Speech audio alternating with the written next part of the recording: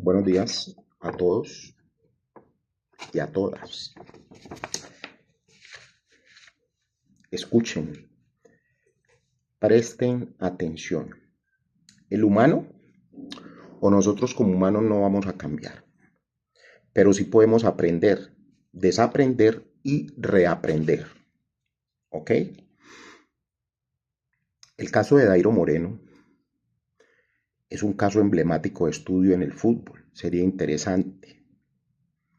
Porque para mí Dairo Moreno es disciplina neuronal, disciplina física y mental, rigor futbolístico, con un gran objetivo y una meta, poder continuar en el fútbol, casi a los 40 años, ¿sí? Donde llega el colapso y el retiro de muchos jugadores frustrados, ¿sí? Lesionados, no físicamente, sino mentalmente. Eso por este lado.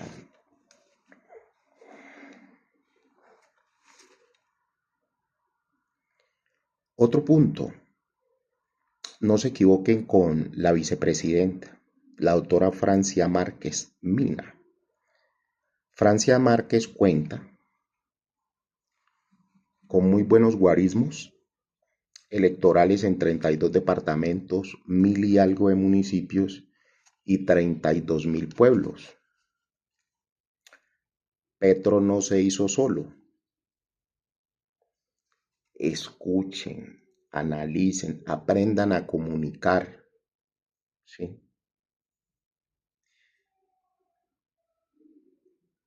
Otro punto es más que claro que Quintero no es de izquierda.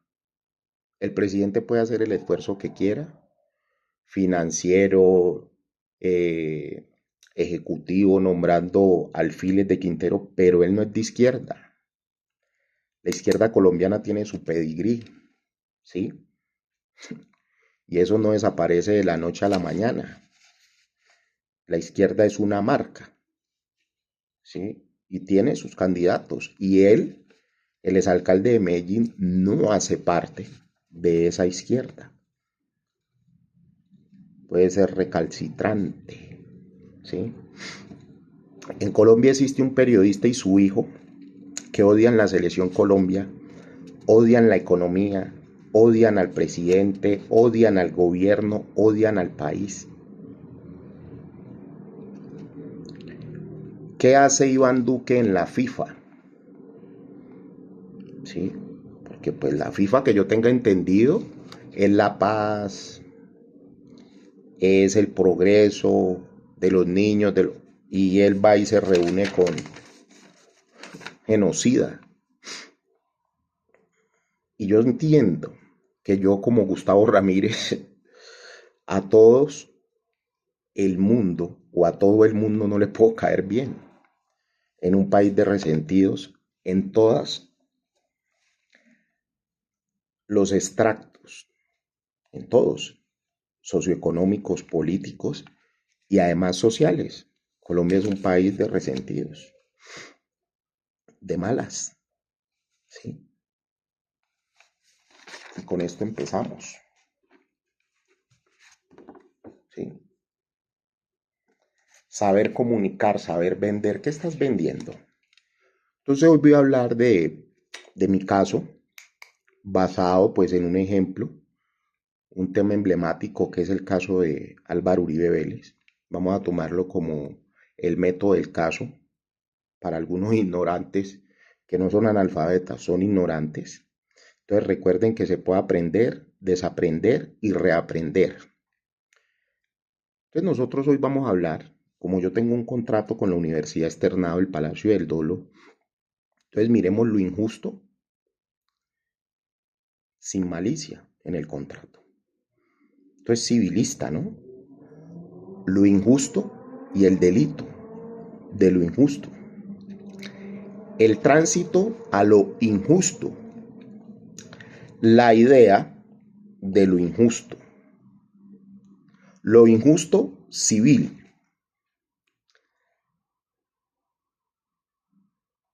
La vía oblicua, oblicua de lo injusto.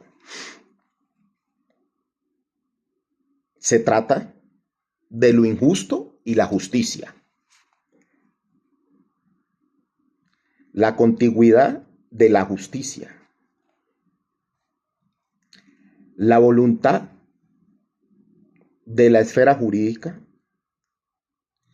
y su ser abstracto. La voluntad individual y la voluntad ajena sobre lo injusto. Recuerden que les habla Gustavo Ramírez Orozco, un analfabeto. Ojo, ¿sí? Mucha sabiduría.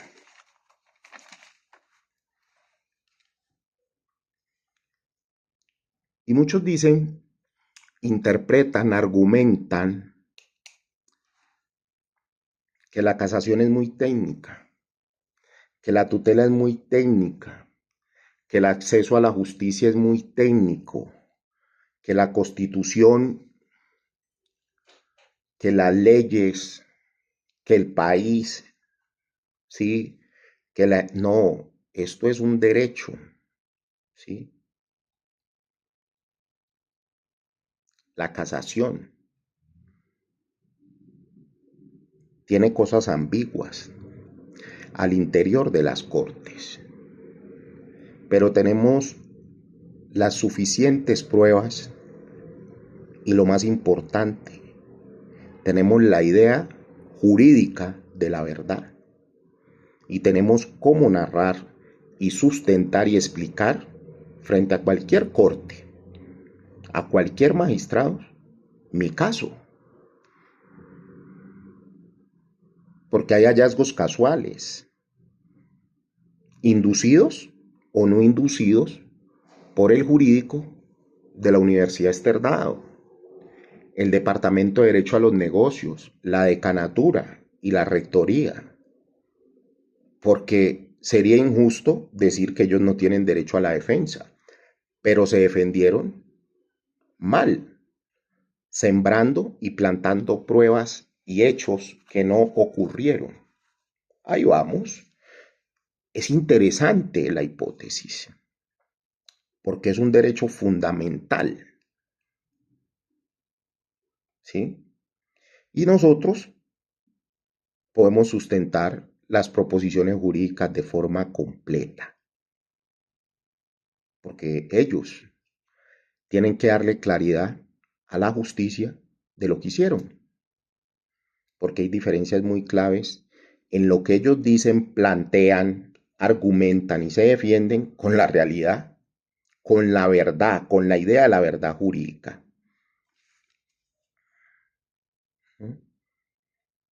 Entonces podemos hablar que buscaron confesiones obtenidas de forma fraudulenta o ilegales. Y nadie, absolutamente en el ordenamiento jurídico colombiano, puede negarme, ni a mí, ni a ningún colombiano, la presunción de inocencia. Primera, en la instancia que vaya.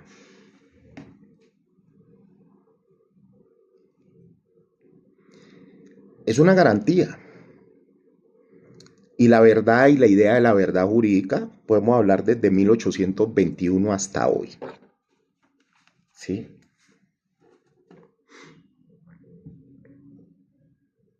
Y entonces cuando en estos casos lee uno y vuelve y lee, desaprende y vuelve a aprender, porque recuerden, reitero, yo no soy abogado, soy un economista, así les caiga mal, pero soy economista. Y vuelve y aprende cosas, ¿sí?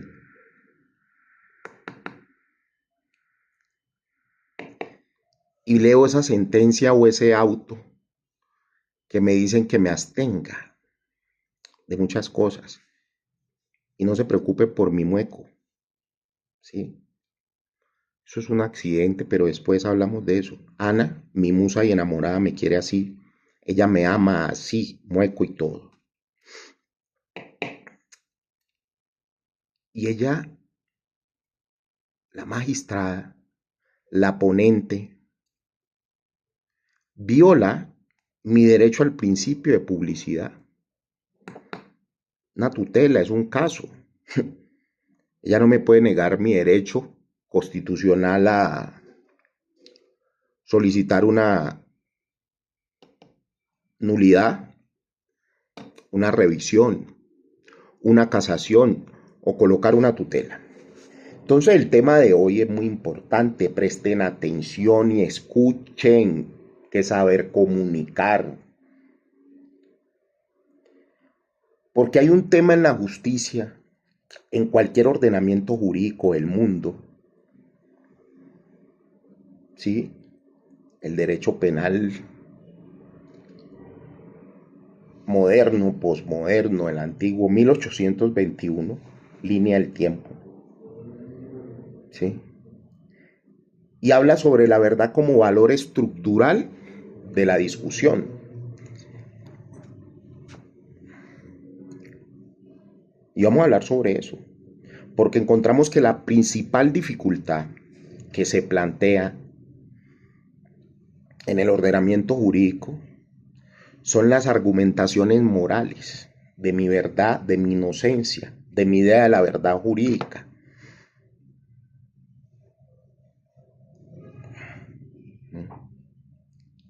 Las argumentaciones morales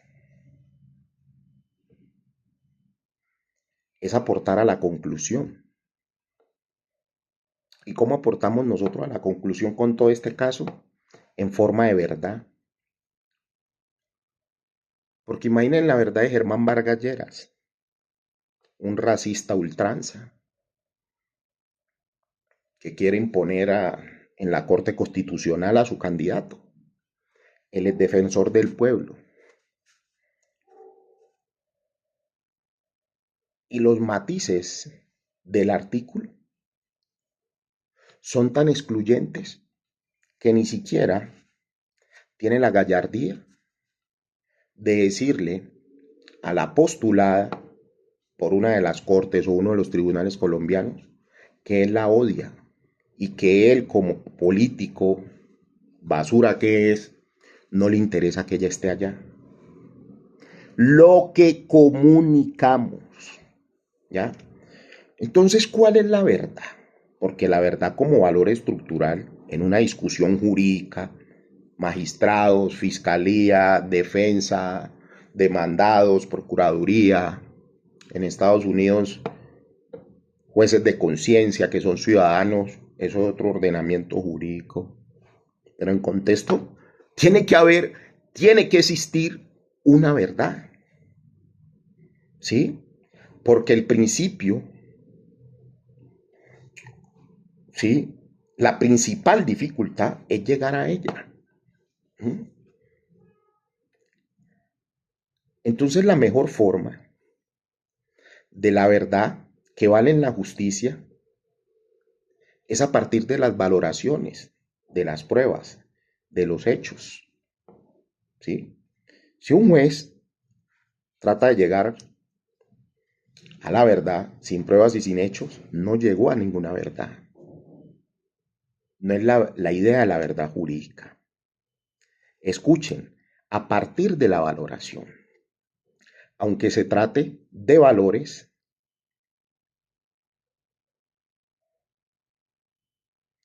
el enjuiciamiento de estos valores, la valoración, la ponderación, siempre se realiza a través de procedimientos jurídicos que finalmente buscan llegar ¿a qué? A una especie de consenso. ¿Y cuál es el consenso? Pues la verdad, que reproduce varias condiciones de una verdad y de la verdad sólida.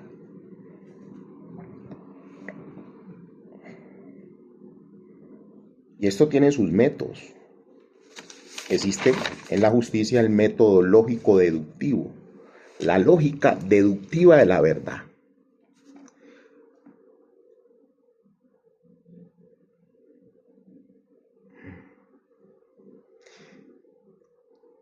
Y entonces, el marco de todo esto es la búsqueda de los criterios. ¿Y de qué tipo de criterios? De la búsqueda de los criterios de la verdad.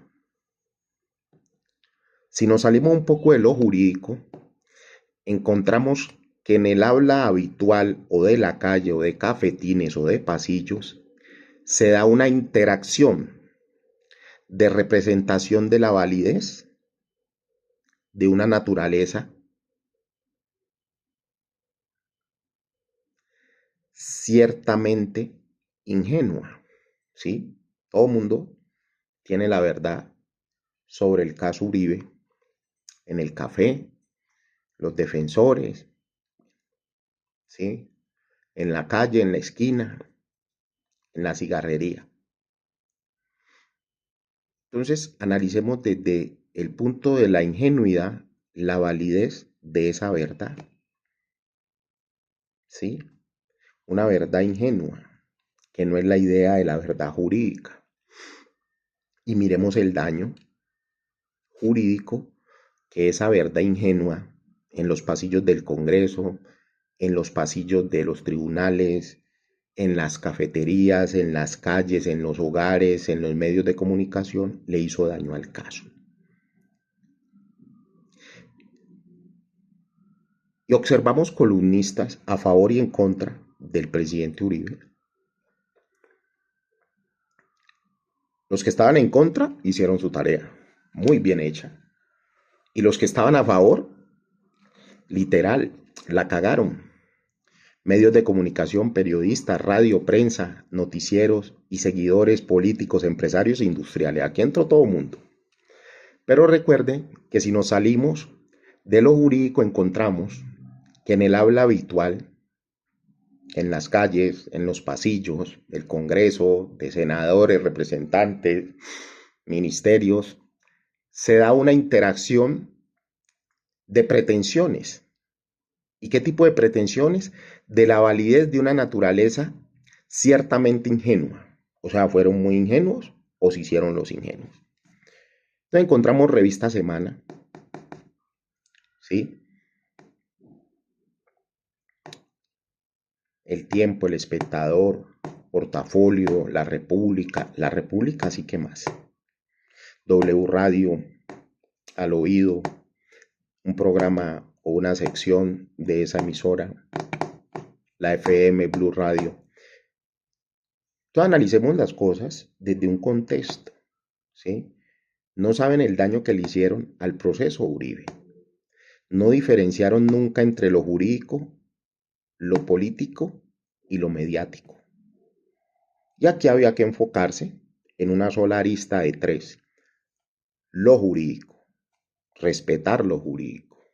El resto son ambigüedades. Entonces, estas actuaciones, según la concepción jurídica, porque estamos hablando de que hay unas prioridades de la validez individual, ¿sí? Estas actuaciones, según la concepción jurídica, deja de paso a una virtualización de las pretensiones de validez a una forma improbable jurídicamente. ¿Cuál era la validez de las pretensiones de Julio frente al caso Julio Sánchez Cristo? ¿Cuál era la validez de la periodista de Al Oído? De sus prioridades. ¿Cuál era la prioridad de Revista Semana? La prioridad del Tiempo, de Portafolio y de Sarmiento, el dueño. ¿Sí? ¿Cuáles eran sus prioridades? Entonces expliquémonos. Revista Semana tenía unas pretensiones con el caso Uribe. Está muy claro eso. El periódico El Tiempo, Portafolio y su dueño Sarmiento Angulo tenían unas pretensiones de validez sobre el caso Uribe muy diferentes a las de Revista Semana. 3. W Radio y la periodista Al Oído tenían unas pretensiones de una aparente validez muy ingenua, muy diferentes a las pretensiones de validez de Revista Semana, del Tiempo, de Portafolio y del dueño de El Tiempo. Igual pasa con el dueño de Revista Semana. Escuche. ¿Sí? 4. Políticos del Centro Democrático, seguidores de Uribe, de igual forma, tenían unas pretensiones de validez muy diferentes a las del Tiempo, Portafolio, Julio, el dueño del Tiempo, Sarmiento, muy diferentes también a las de Julio, muy diferentes a las de la W, muy diferentes a las de la periodista Al Oído y muy diferentes a las de Revista Semana, su línea editorial, su director y su dueño o su propietario. ¿Sí? Cada uno tenía unas prioridades en materia de pretensiones sobre la validez de ellos frente al caso en materia jurídica. No, ellos eran mediática y política, porque jurídicamente son muy ingenuas para el ordenamiento jurídico. Entonces estos políticos, todos y seguidores, tenían y siguen teniendo unas prioridades, unas pretensiones de una aparente validez ingenua sobre lo que es el derecho. ¿Sí? Y montaron una campaña que fracasó. Y fracasó no solo jurídicamente, políticamente y comunicacionalmente. Ahí quedaron destruidos muchos periodistas, porque las pretensiones que tenían, pues no se cumplieron. ¿Sí ven? Saber comunicar. Todas las pretensiones anteriores, o sea, mencionadas, todas muy distintas y raras para el ordenamiento jurídico colombiano, y más que ingenuas frente a las pretensiones legales y justas del equipo jurídico Uribe. ¿Sí? ¿Sí ven las cosas como son de diferente? Una cosa es las pretensiones de validez jurídica de Julio Sánchez Cristo, la W, la periodista del Oído, del Tiempo, de su línea editorial, de Portafolio, de Revista Semana, del dueño del Tiempo, del dueño de Revista Semana, de la línea editorial de Semana, del director de Revista Semana, de Blue Radio, de la FM, de Juan Lozano, y otras que no son ingenuas, sino que son justas y legales del equipo Uribe, del equipo jurídico. Estas pretensiones sobre la verdad, la validez de la verdad, la idea de la verdad jurídica, ¿sí? Son muy distintas, porque las demás son raras, inventadas. Uribe inocente, y destruyeron mediática, política y jurídicamente el caso. Porque, repito, todas las pretensiones anteriores, distintas y raras, y más que ingenuas, frente a las pretensiones legales y justas del equipo jurídico de Uribe, el mismo Uribe y su familia, que partían de dos hechos jurídicos: la presunción de inocencia, que es su verdad, y llegar a la verdad como valor estructural de la discusión jurídica. ¿Sí ven las diferencias? Los otros andaban haciendo era campaña política y en comunicaciones y en redes sociales sobre un tema que desconocían, y destruyen lo que es legal dentro del ordenamiento jurídico colombiano. Entonces, repito, todas las pretensiones anteriores muy distintas, raras y más que raras, ingenuas frente a las verdaderas pretensiones de la validez legal de la verdad, ilegales y muy justas del equipo jurídico de Álvaro Uribe Vélez, ¿sí? El mismo Uribe y su familia, que partía jurídicamente de la presunción de inocencia de Álvaro Uribe Vélez, el condenado, y llegar a la verdad como valor estructural de la discusión jurídica, la verdad de la lógica deductiva, valorar las pruebas. Es que no existen en un caso unas solas pruebas. En mi caso no existen solo las pruebas de la Universidad Externado. Existen las pruebas que aportó Gustavo Ramírez Orozco. Porque hay algo que se llama los hallazgos casuales. Y yo mis pruebas, pues las empecé a hallar por casualidad. Y nadie puede negar eso. Y es muy simple. ¿Sí ven todo lo que hacen? Destruir un proceso. Porque hay unos periodistas que escribían columnas y todos en contra de todo lo que hacía el equipo jurídico Uribe. Ellos estaban en su tarea. ¿Sí ven? Lo bonito del derecho. Entonces las formas callejeras de los medios de comunicación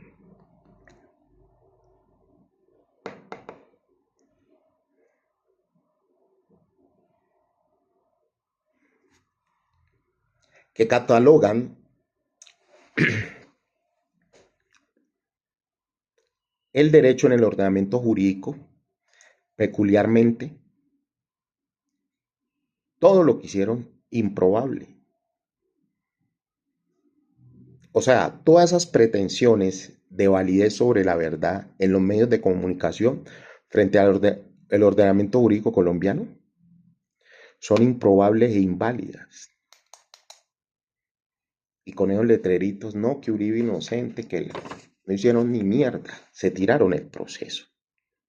Es de anotar, no puede haber un consenso racional sobre la verdad o la idea de la verdad como valor estructural de la discusión.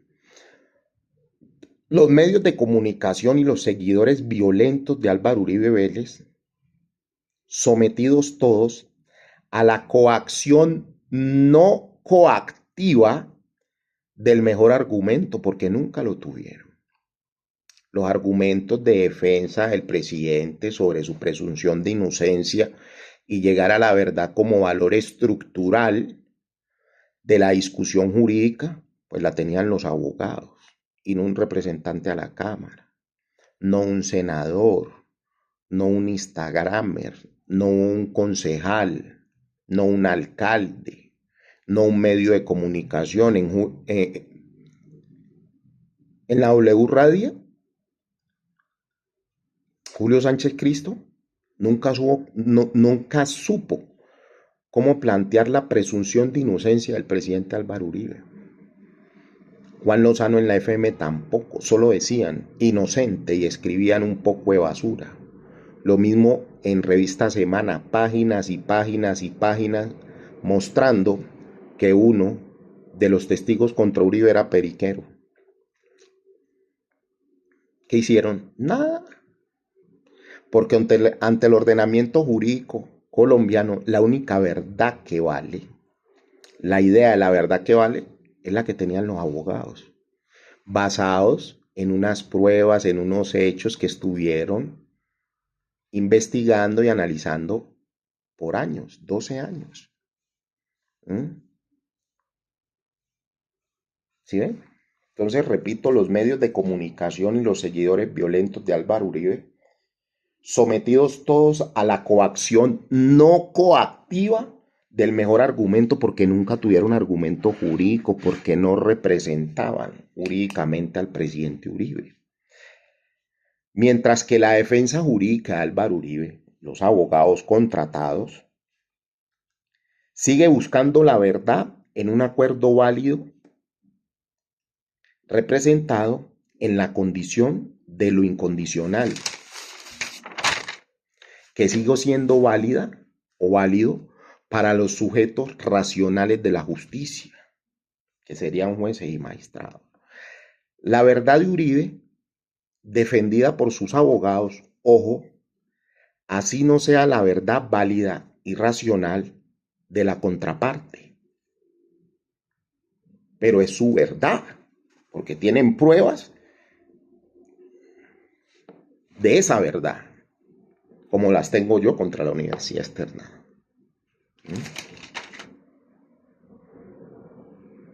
Son las pretensiones de la verdad de los abogados de Uribe. No de Julio Sánchez Cristo, no de Juan Lozano, no de Vicky Dávila, no de Paloma. Es de los abogados de Uribe. Entonces, repito, la verdad de Uribe, defendida por sus abogados, ojo, así no sea la verdad válida y racional de la contraparte, pues su verdad. Entonces hemos dado hoy suficiente objetivización jurídica para que podamos hablar racional y argumentativamente de la verdad. ¿Sí? Porque así como él, Uribe y sus abogados tienen la pretensión de llegar a la verdad, pues yo también tengo la pretensión de llegar a la verdad. En mi caso, ¿sí ven? Un concepto de discursos argumentativos ciertamente ideal. ¿Cuál es la tradición de la verdad en la justicia colombiana? La de los medios de comunicación, la contraparte en el caso Uribe, o la verdad planteada, argumentada, discutida y con pruebas de los abogados de Uribe. Ah, ¿sí ven? ¿Cuál es la idea de la verdad de la justicia? La verdad de los individuos ejemplares. ¿Cuál es la verdad?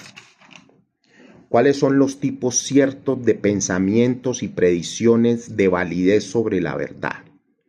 Repito, ¿cuáles son los tipos ciertos de pensamientos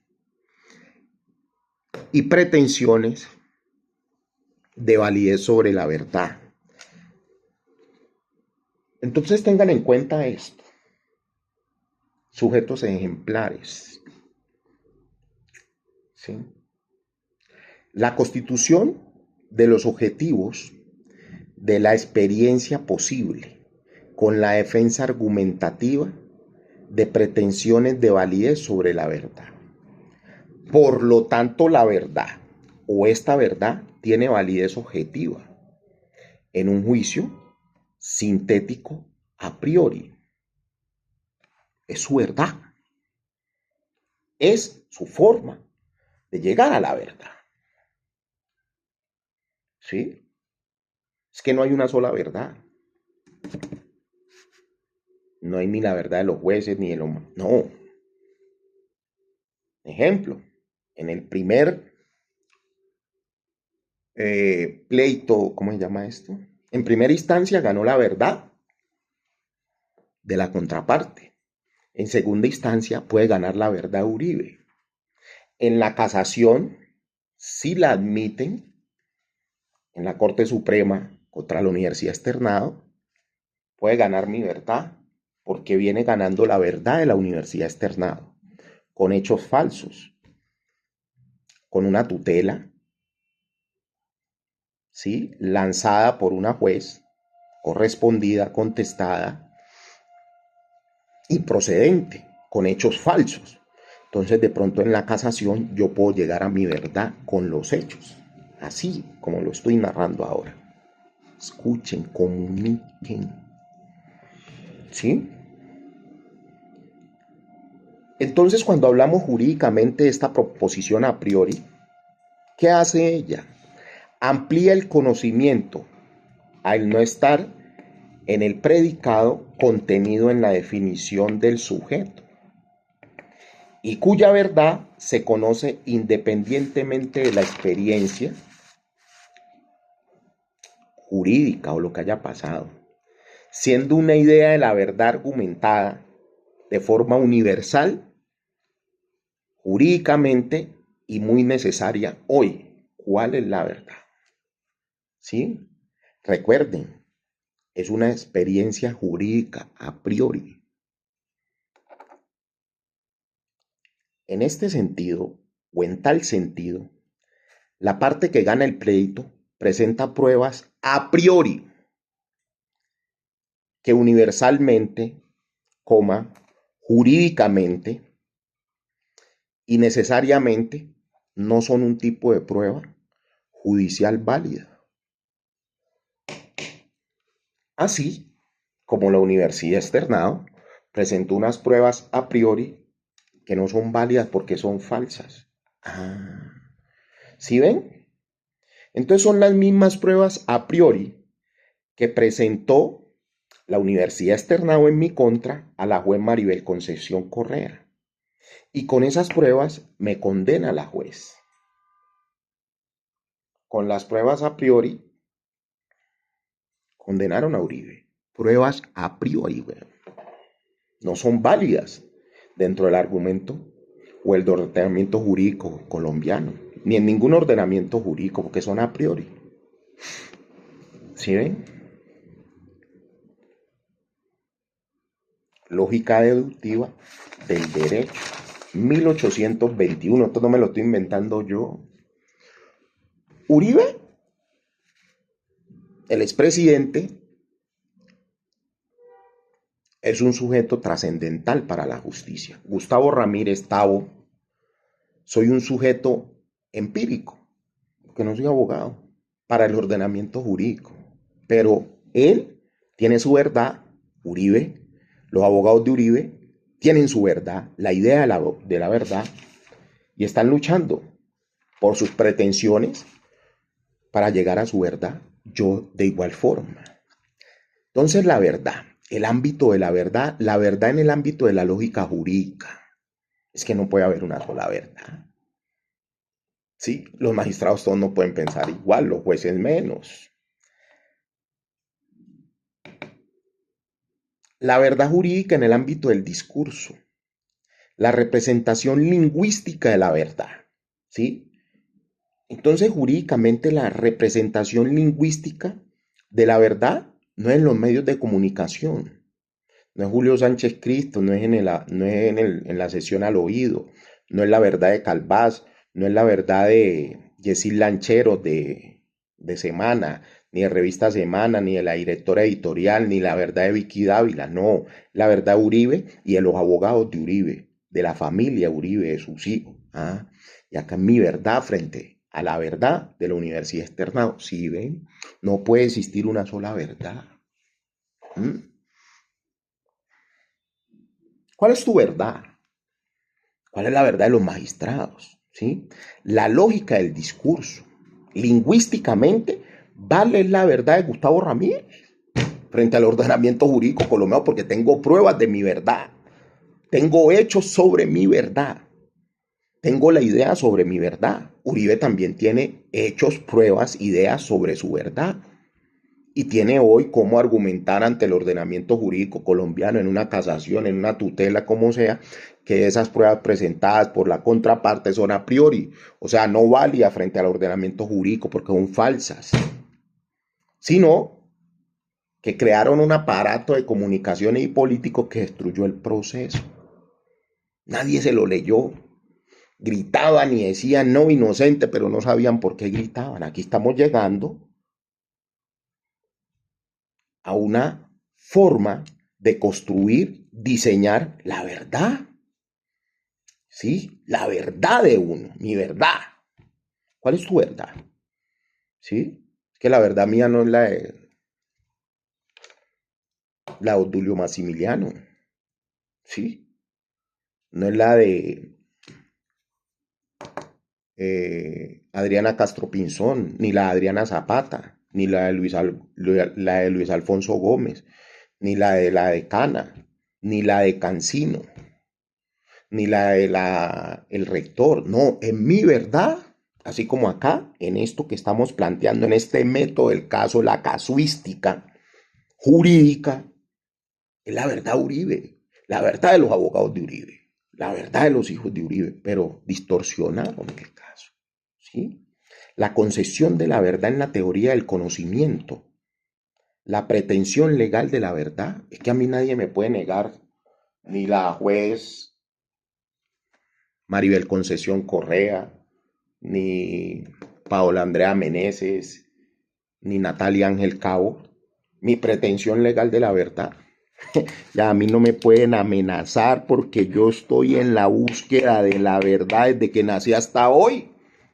Tengo que buscar mi verdad. Es un derecho adquirido como ciudadano. Negro, blanco, ¿sí? Empírico, no trascendental. Uribe no es empírico, Uribe es trascendental porque fue presidente, es abogado, ¿sí? Su verdad. Nadie le puede negar ese derecho simple, ¿sí? La verdad, ¿sí? Porque aquí hay algo, presunción de inocencia, llegar a la verdad como valor estructural de la discusión jurídica, ¿sí? Entonces no había necesidad de amenazar a la juez, ni volverle un daño colateral, no. Hay que, con esto, trabajar para poder llegar a la verdad. Entonces yo siempre me explico qué es lo que enseña esta gente, estos magistrados y esta gente que sale mediáticamente como abogados en el salón de clase. Porque no hemos observado esto. Cómo llegar a la verdad. Y esto lo escribieron en 1821. ¿Mm? La pretensión legal de la verdad. Eso no me lo puede negar la juez. Y mucho menos la magistrada. ¿Mm? Verdades objetivas y válidas. Se está comprobando las pretensiones en el discurso argumentativo que garantiza la verdad, porque hay unas pruebas, ¿sí? Y la pretensión, la lógica jurídica, los valores, la moral jurídica, no me puede impedir a mí que llegue a la verdad,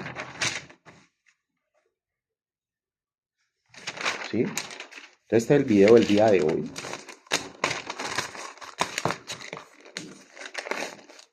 Y el presidente Uribe, con esto, ahí tiene material